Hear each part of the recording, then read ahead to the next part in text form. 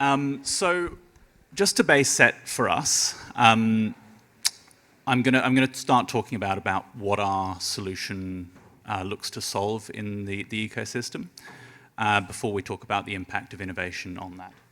So skilled healthcare professionals spend 2 to 3 hours a day going through repetitive tasks, costing the system financially and the patients in wait time and poor service. In addition, there are many parts of the community, the care continuum between primary and secondary care that are not well connected and therefore poorly utilised. What we do is build the software wraparound for protocolised pathways that connect primary and secondary care to community care. Examples of this are things like community diagnostic hubs, virtual wards, chronic home monitoring, those sorts of things. We operate next to the GP and inpatient care, pushing data and back and forth between the two, not replacing the EHRs, but rather augmenting them. By enabling the left shift of care into more community settings, healthcare professionals can work top of license, reducing the cost burden and increasing capacity of the system. Now, not all care can be protocolized, but there is a large proportion of care, the much larger proportion of care that isn't protocolized today that can be effectively protocolized. It doesn't mean that we're replacing kind of complex care from clinicians. Rather, we're providing support for them to have more time for those complex cases by reducing the admin burden and shifting less complex care to less specialized resources. So now the topic of today, now that we're kind of level set there, we're going to talk a little bit about innovation, specifically how we leverage openEHR and other open data standards to innovate and create value. So the two questions that kind of come to mind are what type of innovation are we going to look at and cover today, and value to whom? Who are we going to be providing that value to? So for today, we're going to focus on innovations that create speed to value from digital transformations. So we're going to be really focused on speed and making things faster and easier. In terms of the persona we're going to look at that we're trying to create value for, it's senior decision makers in organizations like NHS trusts, integrated care boards, other public healthcare systems, as well as private hospitals, life sciences companies, places like that. What we're assisting them to do is delivering new, more efficient models of care, but really importantly, we're trying to show quick return on investment for these players because it's crucial for them as their horizons to show value are incredibly short and change in healthcare is notoriously long, as I'm sure I don't need to tell you guys. However, it's equally important to be building on the scalable infrastructure and data so this ROI is kind of duplicated and extendable. So, getting into the innovations, we're gonna look at one innovation that we have to build our protocolized pathways faster, 2 innovations to deploy faster, and 3 innovations to impact faster. And we've got some videos, some kind of live videos that hopefully we'll be able to pop up to show them in the flesh. You might notice that most of these innovations leverage the ecosystem partners in one way or another to provide an end-to-end solution as opposed to these kind of jumble of different technologies that customers struggle to get value from. I'm not going to go into depth into kind of, how all of these things work. I don't have the time, but I'd love to chat to you guys if anyone has any questions afterwards. So, speed to build, the first kind of innovation area. When building pathways, a crucial element of how fast we can build is our reusable blocks. So, back we go, sorry. Blocks are the UI connection to the data layer to capture, store, and present data to the end user that can be a clinician, patient, administrator, built on the openEHR archetypes. Without openEHR, we would have to design the data model ourselves, making it very unlikely that would be applicable across different areas, taking us a lot of time. It's just not the best way to do it. The implication of blocks are such that the first pathway, the first protocolized pathway we built took us a long time. And if you look at the table up the top there, you can see the first pathway took us 18 weeks to build. But as you can kind of see in the table up there, the green squares are new build blocks. The red squares are not required, and then the blue squares are blocks that are reused across the pathways across the bottom. So you can see breast cancer screening, IBD chronic monitoring across the bottom, and then the blocks used in each one of those pathways. As we build more and more blocks, instead of having to build new blocks, we're able to just reuse them and configure them, making pathway build much, much faster. So we're able to drag and drop these blocks into pathways together, so using our no-code builders. Now that we have about 30 pathways in our library, we're able to build most of those pathways in under a day, reusing these elements. So bringing us back to value, we're able to help the customer build out pathways in areas that have the highest need for transformation rapidly. For example, if they have problems with wait times in ophthalmology outpatients, which is something we've solved, we would suggest deploying community diagnostic hubs to increase the throughput and decrease the cost by putting more of the data capture in the community and limiting the amount of the ophthalmologist specialist has to do. It's only kind of making decisions off that data. If they have a problem with bed availability across the board, we would suggest building early supported discharge virtual wards in the highest throughput specialists to allow the most able patients to recover at home as opposed to all patients. So on to speed to deploy. So once we've built these pathways, how do we deploy them and how do we make sure we do this fast? So we're going to focus on the technological deployment. There'll be a lot of conversations around, how do we deploy from a governance point of view, which is equally important. Some would say more so, but in terms of the technical element, we have two innovations that really help us to deploy fast. So the first innovation is, the first innovation in deployment is about being able to deploy on top of open standard CDRs, and so this is core to what we do. The concept of splitting the data and application layer, as you can kind of see there, allows us to plug into already deployed CDRs and leverage the integration they have already done. So they've already done the hard work, the Bettas and the Vitas of the world have already done the hard work connecting up the systems. And we're able to plug into that data layer to leverage that data that's already there. Thanks to the standard specs and data models, we can deploy within a day on most of these open standard CDRs, and we've kind of tested that across a lot of the open standards ones, and we're able to do that. Next up is our generative AI mapping and integrations toolset. Inevitably, there are other integrations that the system requires. We may not be deploying on a CDR that's fully deployed or whatever it may be. So we're required to kind of allow data to be displayed on our UI, but also on the other UIs around the system. While deploying pathways, we're able to take the customer's data structures and create a mapping to our openEHR templates. So the process is between 90 to 97% accurate. It depends, whether we're getting FHIR in, whether we're getting HL7v2, what types of FHIR and HL7v2, proprietary data. So that kind of, it changes, the accuracy changes, but we're pretty confident that we're kind of in that range. So obviously that's, 90 to 97% is not good enough in terms of clinical safety, so we then have an informatician basically look at it and make sure that we're shoring up the mappings. What it actually ends up doing is going back to speed, giving us a 70% increase in mapping speed. So what I'm going to try and do now is move across to a video and just give a quick, that's not worked, okay, good.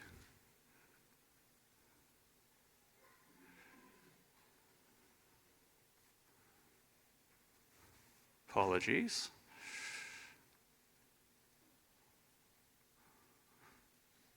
Okay, so what you're seeing here is our kind of generative AI mapping tool set, and what's been dropped on as a FHIR bundle. You'll kind of recognize this. We're mapping it to the BPM body temperature. That mapping's been done now, so that was kind of a fast mapping. You can see the mapping from a FHIR body temperature into openEHR. What we're going to show next is an instance where it's not quite correct, so we want to make some changes to what the actual mapping looks like, and so you'll see it kind of pop up there on the right-hand side. Now we're going to look at a JSON to OMOP mapping. Again, not necessarily mapping into our pathways, but this is what that kind of flow would look like.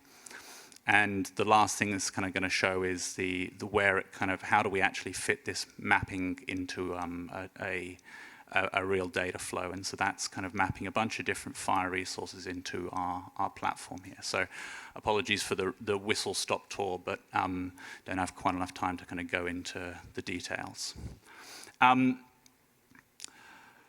So if we now head to the speed of impact, and so look, the speed of impact is the most important area. Obviously, we want to make sure that we're getting to impact as fast as possible. This is where we leverage a lot of kind of innovations from across the ecosystem. Before we get to the kind of the really exciting stuff that we're using from partners and other players, it's crucial to kind of note that one of the really big impactful ones is the editing of pathways. And so no matter how good our discovery and pathway design is, we always find that once we've deployed, we've created bottlenecks somewhere, we've got somewhere that clinicians are not quite happy with. And similar to why we can build fast, we're also able to edit these pathways incredibly fast as well with our drag and drop tool set to make pathways the most efficient, which is one of the real benefits. So on to kind of more of the partner stuff.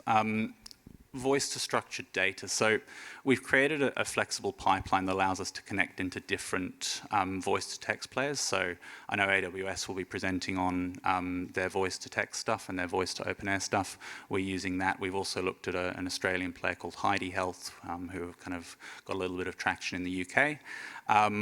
Any of these sorts of models we can kind of tap into, but we store the data in the openEHR format, and we allow you to kind of look at what that data captures looks like in the Blocks UI. And so you can kind of say, yes, that's all fine, and tick it off, or no, I want to edit what the voice to text had. So obviously it allows faster consults without the drawback of collecting unstructured data. Lastly, we've been building and growing our library of AI algorithms from certified players across the ecosystem. So, again, AI, everyone's talking about this at this conference and all of the other conferences we go to, but what we've found is that these certified players who are actually allowed to deploy, FC and FDA certified models, allows us to do things like screening and diagnostic tests on mammograms or x-rays for fracture detection much, much faster, and it allows us to improve the efficiency of these pathways markedly. These algorithms are connected to our system and ready to be deployed in our third-party image viewer, so we kind of partner again for an image viewer that can plug into different PACS systems as well. And connect it up across the pathway. So as I said, the value of these algorithms ranges from very simple and accurate triage to fully automated screening and diagnostic flows. So open standards is the base of technology that allows us to do more of these innovations quickly. For example, we now have very clear open standard endpoints for algorithm companies to hit and collect the data and return those results back to our UI. Customers, and that just allows us to do these sorts of things incredibly fast and add more algorithms faster and faster and faster. Customers gain access to an array of the solutions while only having to integrate and onboard with one system. So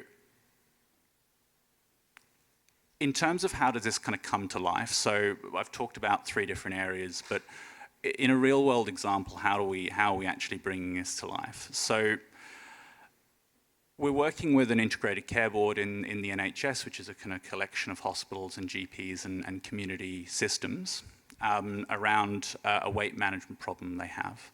Their specific issue is about collecting the overwhelming flood of patients through the primary care system and connecting them to the appropriate management systems, some of which have been technologically enabled and some of which haven't. Currently, GPs are the bottleneck as they do not have the time to triage those patients. down the line, different services, are going to eventually only have a certain amount of capacity, and so we need to be making sure that we're load balancing once we send those patients through the line.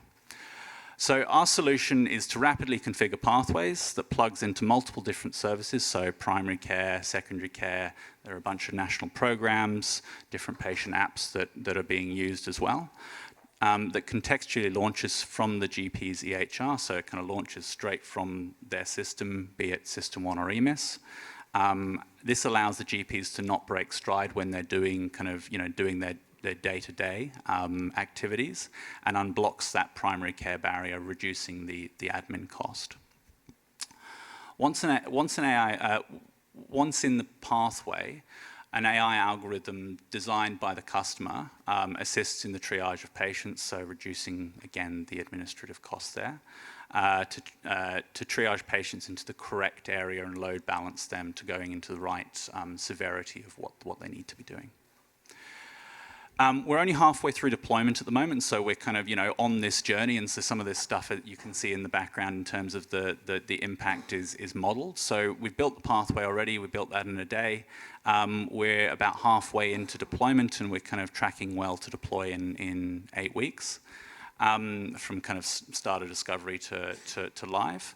In terms of expected impact, and I want to make it very clear this is expected impact because we haven't deployed this yet. We're looking at this in 2 ways. So the first is coming back to the need for decision makers to realize impact fast in an immediate kind of way. And so the first one is an immediate administrative saving of £190,000 a year. And that's just through cost savings from GPs being able to refer faster, triage algorithms being more efficient, and the information being at the different services when it needs to be, rather than them having to kind of phone in and ask for it.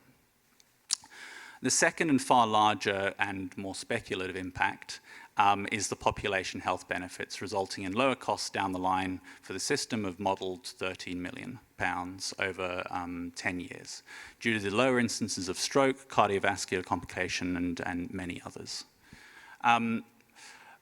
The population impact is always really hard to quantify. It's always the big one, but difficult to say this is what the cost is. It could be closer to 1 million, it could be closer to 50 million. It's very difficult to kind of say exactly where that starts and where that ends. And it also doesn't kind of impact on, I suppose, the ledger of the executive sponsor of the project that we're running at the moment. And so, in their yearly kind of review, they're not going to be able to say, well, I've started off this kind of £13 million saving because it hasn't been realised yet. Whereas what they are able to say concretely is, yeah, we saved £190,000, and that was the return on investment back and some. So, I suppose I wanted to leave you with that kind of last thought around making sure that we're providing immediate value out of innovations, as well as looking at the long-term scalability. Thank you.